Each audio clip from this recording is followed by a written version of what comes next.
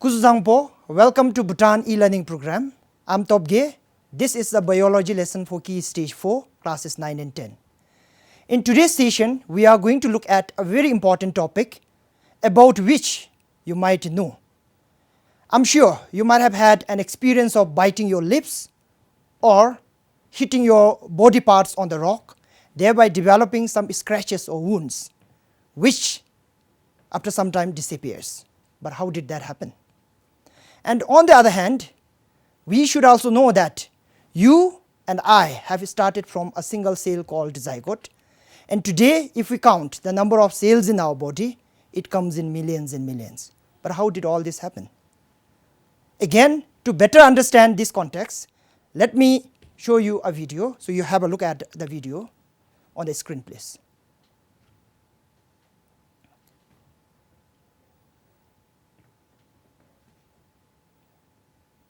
So please watch all the steps in the video very carefully so that you will be able to understand the process properly.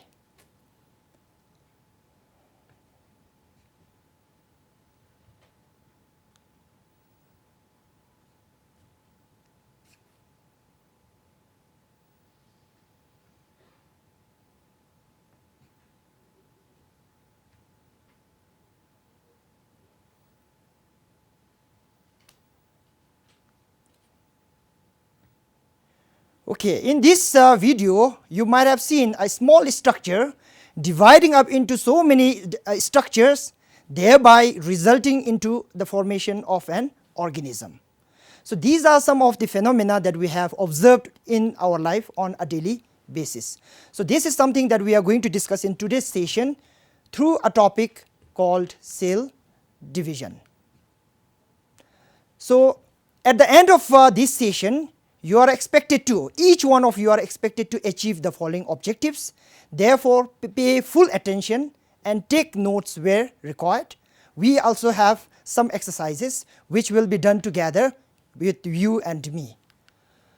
So you should be able to define a cell division at the end of this session today. You should also be able to state a few significances of cell division and provide some differences between mitosis and meiosis. So these are the three important objectives that you should be able to fulfill at the end of the session. Once again, I tell you that you pay full attention so that you get answers for all these objectives. On a daily basis or on a regular basis, you might have seen a small child growing up into a big adult, or you might have seen a calf growing up into a big cow. Did you also ever notice the germination of a seed, then maturing up into a big plant which starts flowering? I'm sure you might have also come across an incident of hatching an egg which produces the chick and thereafter a hen. But how did all this happen? But on the other side, did any one of you notice a table growing up into a big table? Or did any one of you see a big table giving birth to two new tables? Did you also see a small stone or pebble growing up into a big stone?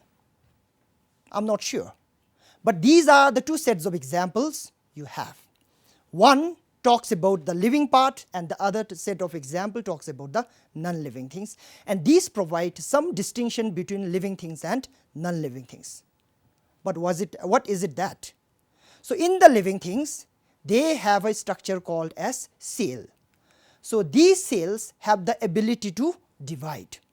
This ability of the cell to divide allows the organism to grow up, as you have seen in the example, and function. So in that way, you may have discussed that the cells are called as structural and functional unit. Now, how does it serve as a structural unit? Let us take an example of constructing a wall using the bricks, as you can see in the screen. So when we construct the wall, we use the bricks which are piled up together so that the wall becomes bigger. But in the organisms tend to grow and develop in size because the number of cells are increasing. But the distinction between bricks and cell is cells have the ability to divide while the bricks cannot divide. Now in that way, these cells have the ability to divide in the manner of one cell into two cells, 2 into 4, 4 into 8, and this process continues as long as there is a requirement of growth, replacement, repairment, and production of the gametes or the sex cells. So in natural setting, this is how the cell division would take place, and in order to better understand, you can have a look at the next video on the screen, please.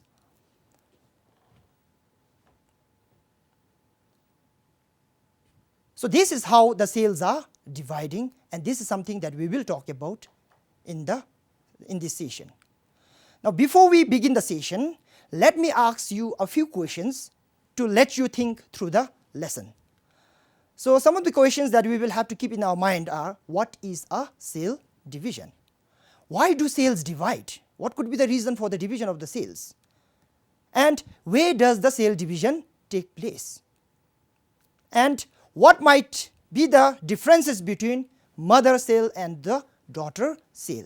So please keep all these questions in your mind and then pay full attention through the session so that you will be able to find answers for all these questions. And these questions become the wonder for the session we are going to attend today.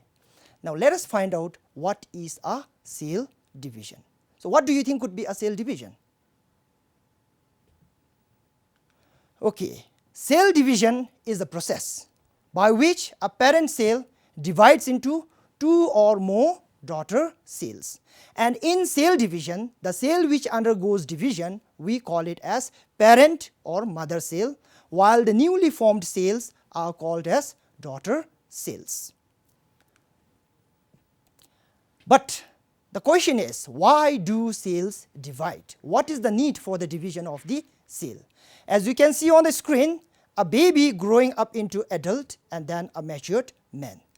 So, and also based on the examples that we have already seen, cell allows the organism to grow. So of so many reasons, this is one of the reasons for which the cells divide. The cells divide for growth.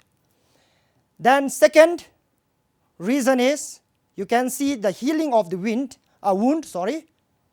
So here the healing of the wound also happens because of the cell division. So therefore the cells divide for repair. And the third important reason is for reproduction. So the cell division also helps in reproduction, but how it is helping we will discuss as we move through the session.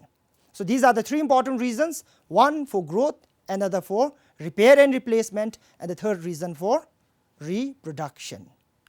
Now, if we reflect back, we should know that all the eukaryotes are formed from a single cell called zygote, which undergoes a series of division, thereby letting the organism to undergo growth and development. So zygote, as we know, are the cells formed immediately after fertilization. And these zygote and the cells undergo series of division, and for the division to happen, these cells will have to replicate, produce enough DNA so that each daughter cell receives exact copy of DNA and enough copy of DNA. Therefore, prior to the cell division, the cell undergoes a preparatory phase, so that during the preparatory phase, the mother cell has produced enough DNA quantity so that the daughter cell receives the required amount of DNA. So as a result, the cell undergoes a series of steps for successful division, and this step together constitutes a cycle which we call it as cell cycle. For better understanding, for now let us put it as two parts of the cycle. One we call it as preparatory phase, and the other one is called as division phase. So these preparatory phase and division phase together makes up what we call it as cell cycle. So this is how the cell division is happening. So you have the preparatory phase and the division phase. The preparatory phase consists of three phases again, which is called as G1, S and G2. the details we won't be looking at this level for now. So now in order to better understand all these concepts, let us now look at the two types of cell divisions that are happening in the eukaryotes. So basically in eukaryotes there are two types of cell divisions happening. One is called as mitosis and the other meiosis. So mitosis is a kind of cell division which takes place in the body cells, which can also be called as somatic cells, while on the other hand meiosis occurs in reproductive organs, resulting in the formation of sex cells. So for now we will look at mitosis. So what is mitosis? So mitosis is a type of cell division where two identical daughter cells are produced from single mother cell. So identical refers to exactly the same in terms of DNA content. So there are reasons for which mitosis occurs. So mitosis assists the organism in growth. It also helps the organism in repair of the cells, and it also helps in replacement of the lost cells. You should know that on a daily basis we lose millions and millions of skin cells which will have to be replaced, and this replacement also happens through the process called mitosis. Now prior to mitosis, as I told you already, the preparatory phase will have to happen. The reason being that a human child who is born today will not be able to produce a baby tomorrow. This baby, in order to produce another baby, will have to undergo a preparatory phase for certain number of years. In the same way, a newly formed daughter cells will also have to undergo a preparatory phase before it starts dividing. So that phase we call it as interphase, also known as a resting phase. So it is basically called as resting phase for the fact that when you look from outside, the cells during this period appears to be taking rest. But in reality, the cells aren't taking rest. What they are doing? So they are actually preparing for next division, that is the mitosis. So what do they do? During that period, they undergo growth and development. They also synthesizes and duplicates enough DNA and then the proteins that are required for division. So in short, these are some of the processes happening during interphase. 1. The cell grows and develops. 2. It synthesizes enough DNA for division. And the third reason is it also synthesizes the proteins that are required for division. So once this cycle is completed, once this process is completed, the cell now is ready for division, and therefore it gets into the division phase, which is called as mitosis if it is in the body cells. Now mitosis consists of 4 important phases. The 4 important phases of mitosis are: number 1, it is prophase; number 2, it is called as metaphase; number 3 is the anaphase, and number 4 is telophase. During all these stages, the cells undergo a series of change which allows the cell to undergo a successful division at the end of telophase. Each stage is characterized by different features. So let us look at what is happening to the cell at each stage, so that you will be able to identify and tell which phase of the cell division is that, and you will also be able to tell what is happening during each phase of mitosis. Okay, so this is the prophase stage of cell division.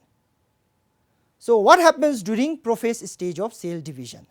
The centrosome starts moving to the opposite pole. The centrosomes are found in animal cells, and then you will also find that the chromatin fibers are coiling up and condensing to form a chromosome, which attaches to spindle fiber at the centromere. Besides that, you will also notice that the nuclear membrane is disappearing, the nucleolus and other important cell organelles such as Golgi apparatus and endoplasmic reticulum are also disappearing. So these are some of the things that are changes that are happening during prophase. So in short, these are some of the changes happening. Chromatin fibers condenses and become visible. Centrosomes migrate to opposite pole in animal cells. The nuclear membrane disappears, and along with that the cell organelles such as nucleolus, endoplasmic reticulum, Golgi bodies also start disappearing. So the moment this happens, you should know that the cell is undergoing prophase. So once this part is completed, the cell now gets into the next phase called as metaphase. So during metaphase, prior to the metaphase, as soon as the prophase ends, the spindle fibers would have already attached to the chromosome at the centromere. So during metaphase, these chromosomes now line up at the equatorial region.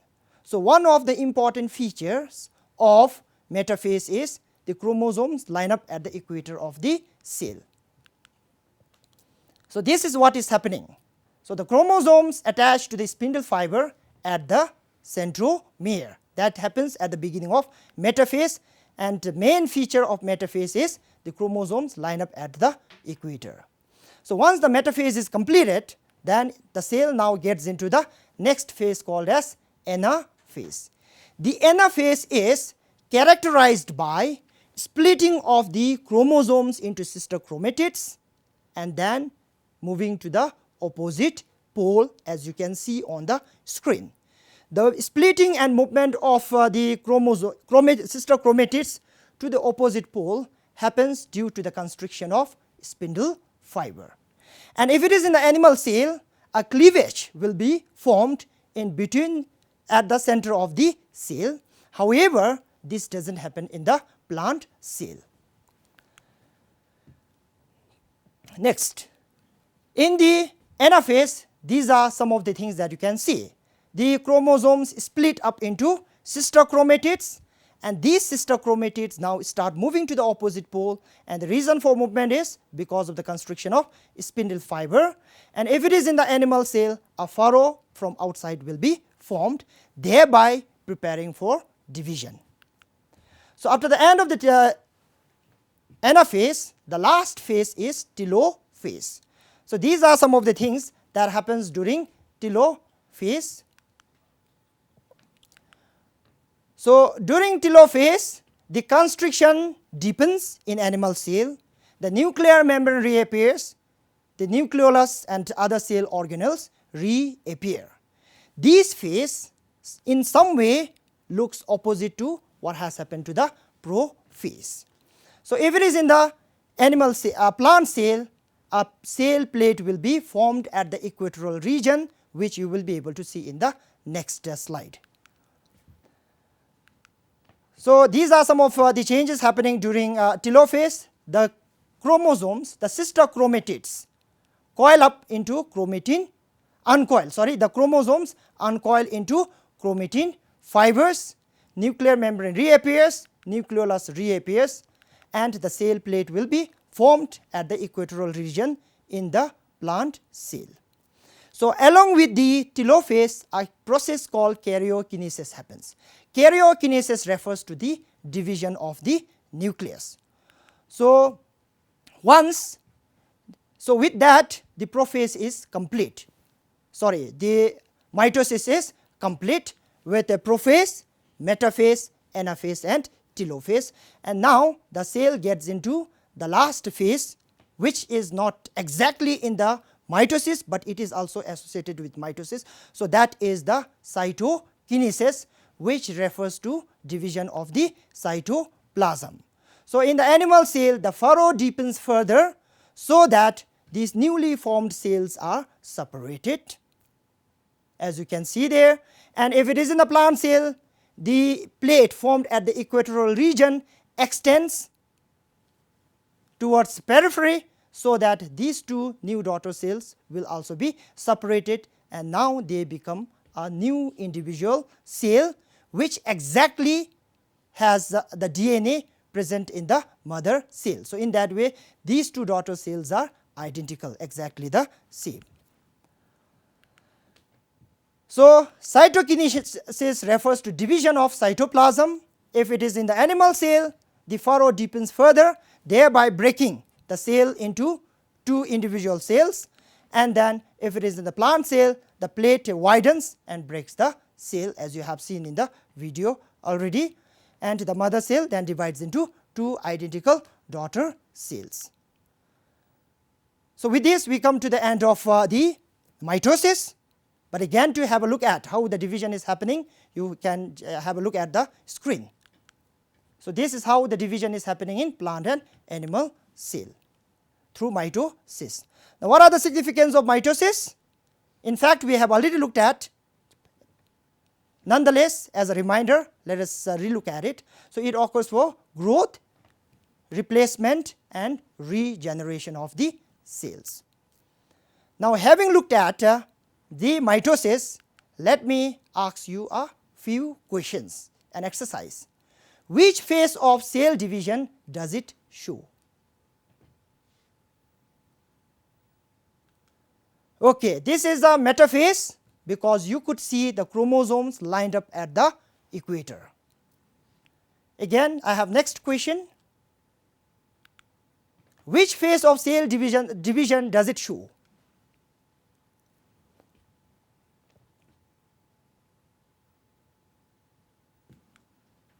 Okay, so this is the prophase stage of mitosis, because the chromosomes have attached to the spindle fiber. And the third exercise, which phase of cell division does it show? So, anaphase, because the chromosomes have split up into sister chromatids and they are starting to move to the opposite pole. So, in that way you should be able to identify different stages of cell division. And the last question is, the person here says, I have taken a cheek cell and a skin cell for my study on a cell. Would the genetic composition of these two cells differ, or would it remain same? So, what do you think? Okay, the answer is both cells will have same genetic composition, because they are somatic cells which are formed through mitosis. The function of cells will be different, but the way in which they are formed is same. So, with this we come to the end of discussion about mitosis. Let us now look at the next part, which is the meiosis. So, what is meiosis?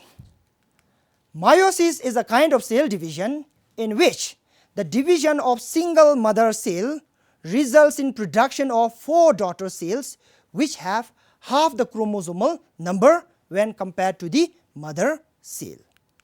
But where does it occur? It occurs in the reproductive organ. If it is in the animal, it helps in formation of sperms and egg, and in the plant it helps in formation of the gametes. So, there are different stages of meiosis as in case of mitosis. However, we won't be looking at the details. But in summary, some of the summarized stages are meiosis 1, which consists of prophase 1, metaphase 1, anaphase 1 and telophase 1. So, these together becomes meiosis 1. So, at the end of the meiosis 1, 2 daughter cells will be produced. So, these 2 daughter cells now enters the meiosis 2. So, meiosis 2 consists of prophase 2, metaphase 2, anaphase 2 and telophase 2, and at the end of meiosis 2, 4 daughter cells will be produced, and these 4 daughter cells will not contain same and exact copy of DNA. The DNA content in these 4 daughter cells will be different to some extent, because there is some stage in meiosis where exchange of chromosomal matter is happening, but the details we won't be looking at this stage. Now, the question is, why should meiosis occur? What is the importance of meiosis? Meiosis plays a very important role in the sense, you know that you and I are the product of our father and mother. No individual on earth is produced by single mother or single father. We are ultimately the product of father and mother. But what you should know is a male or father has 46 or 23 pairs of chromosomes in case of a human being. In the same way, the mother or a female has 46 numbers of chromosomes. So now, if these two cells mix together during fertilization, you should know that it will result in production of 46 plus 46, which equals to 96 numbers of chromosome or 46 pairs of chromosomes, which becomes abnormal. So that must not happen. So the magic comes from meiosis. How does it happen? So as I told you already, we are the product of father and mother due to fertilization. Fertilization, prior to fertilization, what happens is during the production of gametes, the sex cells in father and mother, meiosis occurs so that the chromosomal number from 46 is reduced to 23 in sperm in father and 23 in egg in mother, so that when the fertilization happens, an offspring will be produced containing diploid set of chromosome, that is 46 numbers of chromosome. Mathematically, this is what you can see: 23 chromosomes from father, 23 from mother, thereby there will be 46 numbers of chromosome in the baby in case of a human being. So that is why meiosis is important. So the significance of meiosis, it is important for sexual reproduction, and it also brings about genetic variation. Variation in simple term refers to the small difference that you can see between you and with somebody else, or in other words you can say the small differences existing between an individual. So that is about meiosis. And now let me ask you a question.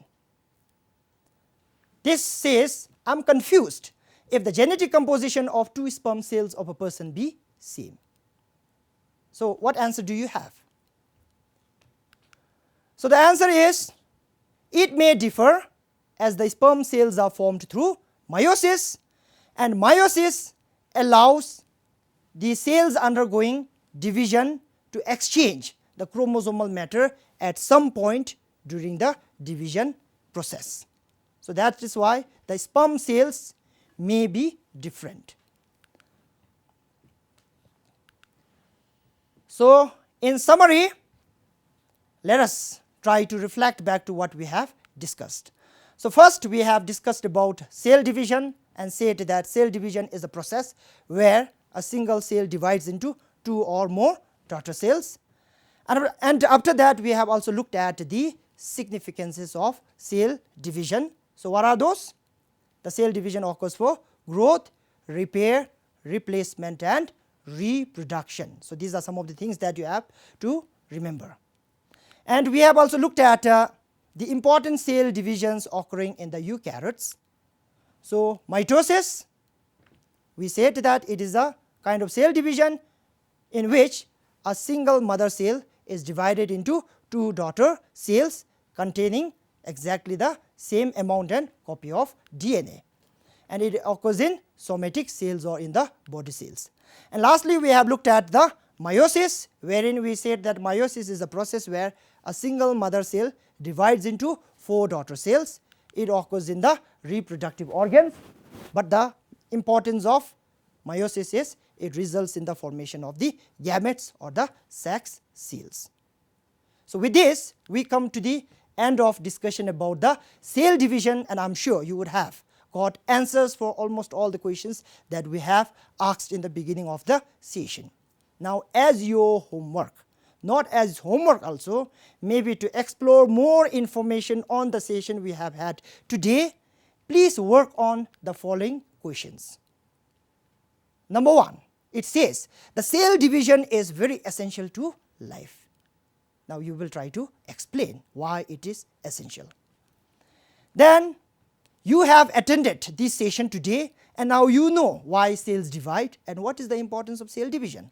But let us assume that there is a group of students who has never attended such session, Or maybe let us think of our parents who has never been to school. Now, how would you explain the concept of cell division to a non-science student? So these are the 2 exercises that I would like to give it to you. Please work on these 2 questions, find the answer, and you may discuss with your subject teachers when you get a good time to discuss. So I thank you for attending this session, and I will see you in my next session. Thank you.